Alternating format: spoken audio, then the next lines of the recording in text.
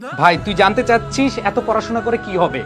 একটু মনোযোগ দিয়ে শুন। তুই যে পড়াশোনা করতেছিস সেটা তোর পড়ার টেবিলে হোক, তোর হোস্টেলের পড়ার টেবিলে হোক, তোর ম্যাথের পড়ার টেবিলে হোক, তুই কি জানিস তোর পেছনে আরো দুইটা চোখ তাকিয়ে আছে?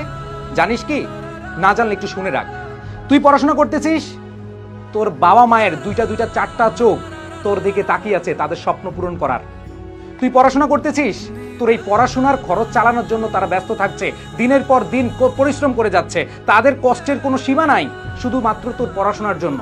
তুই পড়াশোনা করতেছিস, তারা অধীর আগ্রহে বসে আছে কবে তোর প্রতিবেশীকে, তার কাছের মানুষগুলোকে বুক ফিলে বলবে যে আমার ছেলে আমার মেয়ে ভালো রেজাল্ট করেছে। তুই পড়াশোনা করছিস, তোর বাবা মা দুই হাত তুলে অজরে কাঁদতেছে আল্লাহর কাছে যেন তুই ভালো রেজাল্ট করতে পারিস। ভাই আর কি চাস? বাবা মাকে খুশি করার জন্য হলেও আপাতত পড়াশোনা কর। তারা যে তোর প্রতি বিশ্বাস করে এত এত কিছু করছে, তুই বিশ্বাসের মূল্যটা রাখার জন্য একটু পড়াশোনা করিস, ফাঁকি দিস না।